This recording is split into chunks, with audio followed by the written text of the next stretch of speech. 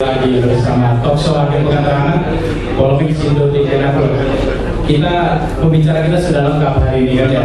Ada akademisi, ada legislator, ada pengawas dan juga ada birokratnya. Oke, tadi ketiga ini sudah bicara. Kita coba tanya ke akademisinya ini, Mas Ardi. Revolusi mental itu yang diharapkan seperti apa sih? Atau mungkin ini kan turunan dari omongannya Pak Jokowi. Bisa dibaca nggak sih harapannya Pak Jokowi terhadap birokrasi itu sebenarnya seperti apa? Silakan. Terima kasih Mas Pangeran.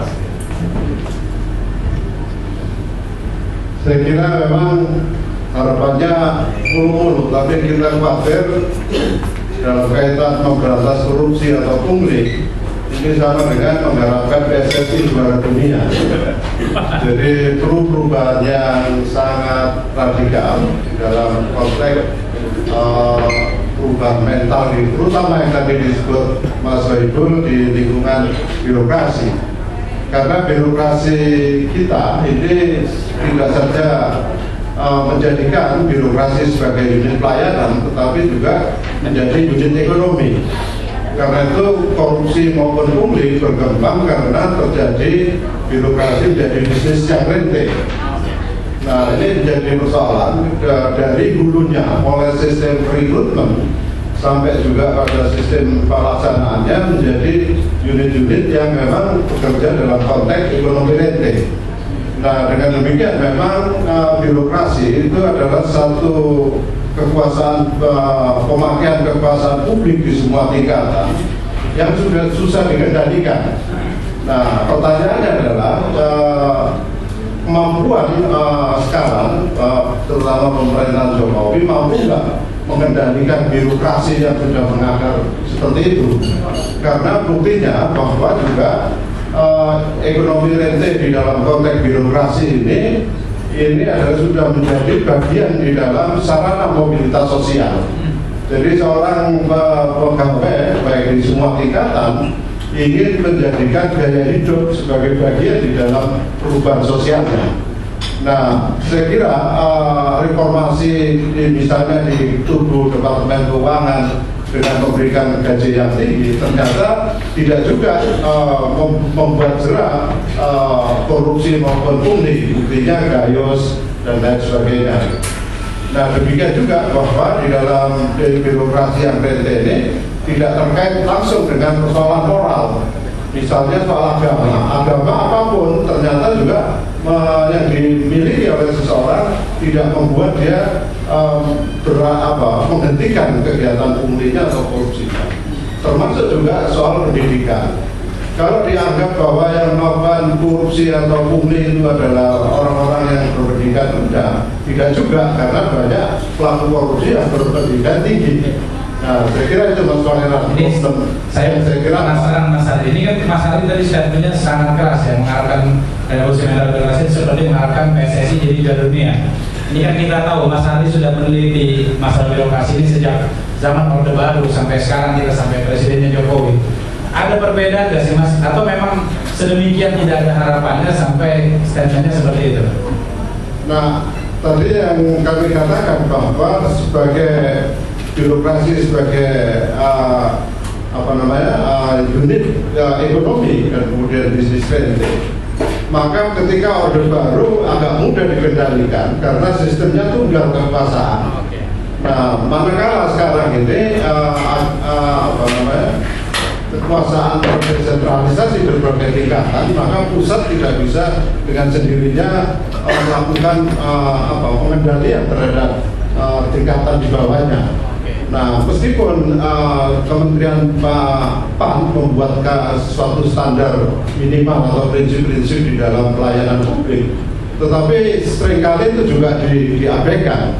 Saya memberi ilustrasi aja, misalnya di dalam proses perizinan Indonesia ini untuk perizinan usaha itu kalau mau membuat izin usaha di Indonesia ada kurang lebih sekitar 12 prosedur yang harus dipenuhi, dan itu butuh waktu sekitar 33 hari. Jadi satu prosedur harus sekitar 2-3 hari. Nah, ini berbeda dengan misalnya negara maju kayak Amerika yang untuk membuat izin usaha cukup 2 hari atau 3 hari. Nah kita ini agak terperosok dalam hal seperti ini. Nah ini yang harus dibenahi bagaimana reformasi di situ lah yang tadi disebut Pak Soebul. Oke, ini saya coba ke Mas Danang. Tadi kan kalau dari akademisi melihatnya berat untuk revolusi mental ini. Mungkin ke depan akan bisa baik, tapi untuk saat ini berat. Kalau Mas Danang melihatnya seperti apa? Kalau saya kurang sependapat dengan merevolusi birokrasi atau mereformasi birokrasi itu sesuatu yang berat.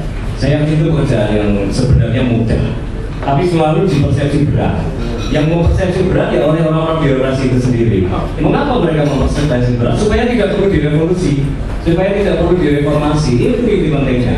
Karena membuat sebuah proses perubahan itu bisa dilakukan secara instan juga sebenarnya. Mekanismenya apa? Paksa, Pak.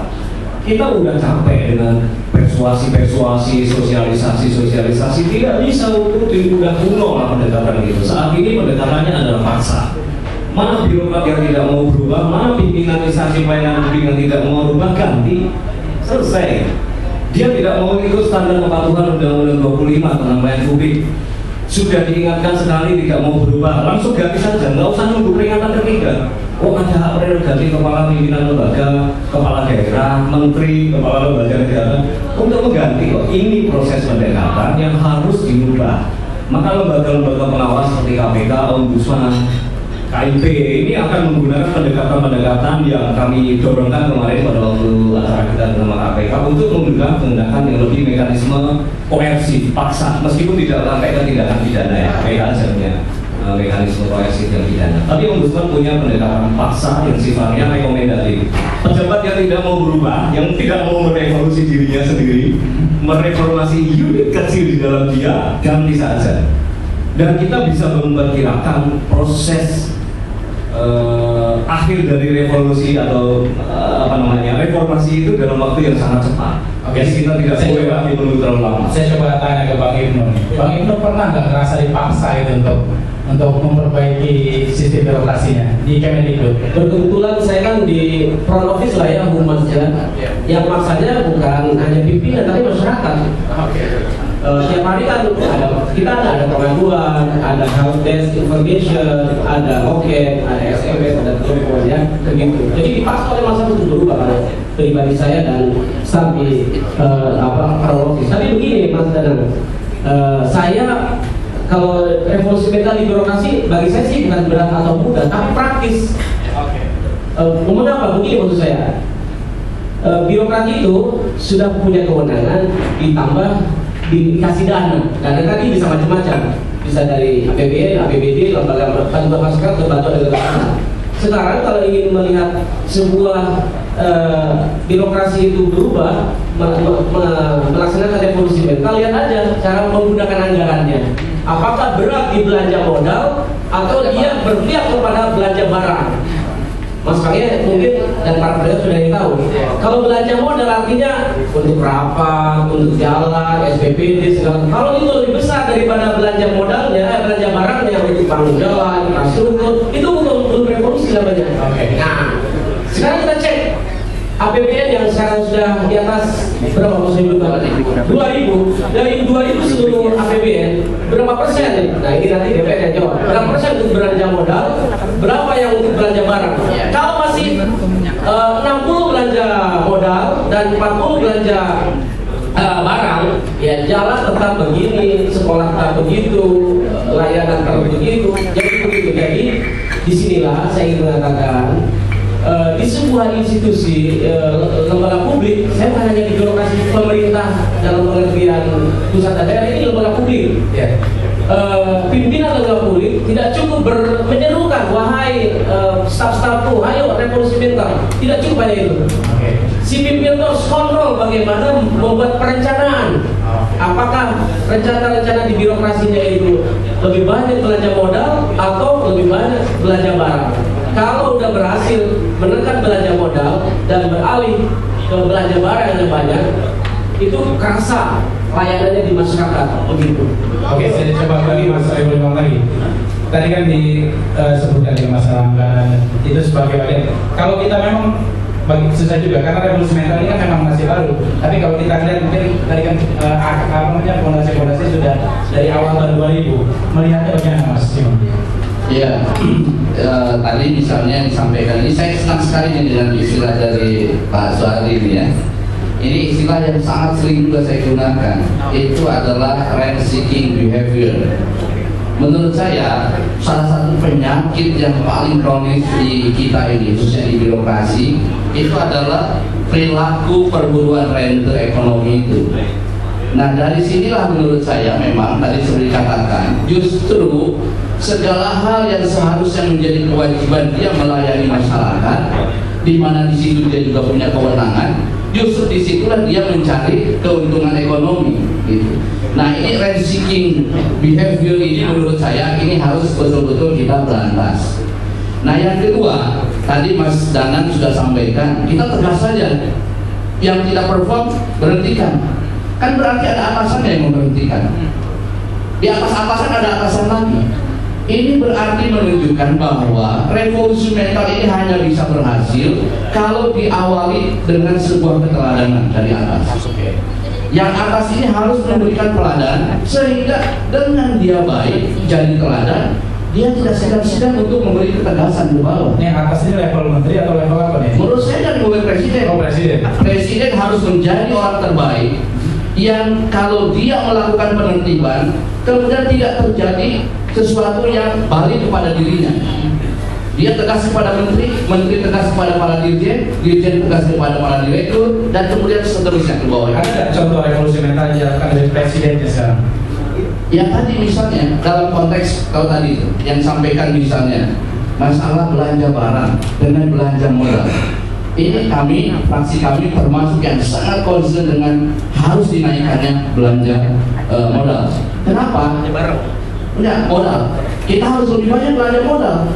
Karena Anda tahu ekonomi Indonesia tumbuh 5-6%, 60-70%-nya itu ternyata didrive oleh konsumsi rumah tangga. Investasi itu sangat kecil sekali.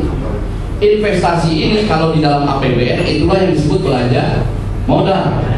Nah, selama belanja modal kita kecil, maka pertumbuhan ekonomi kita tidak mungkin bisa tinggi. Nah, karena itu Presiden sekarang ini harus mulai dia tetapkan saja bahwa belanja modal itu harus lebih besar dari belanja barang. Bahkan menurut saya sekarang ini kan rata-rata di bawah 20%. Itu harus tegas. Ya, dan kalau bisa juga dengan prioritasnya. Nah, ketegasan-ketegasan seperti inilah yang menurut saya dibutuhkan dari seorang pemimpin tertinggi kita. Jadi memang ini panjang ini dampaknya dari masalah di pelayanan publik ini. Oke, profesional situ kita harus jeda dulu, nanti kita akan gali setelah jeda berikutnya.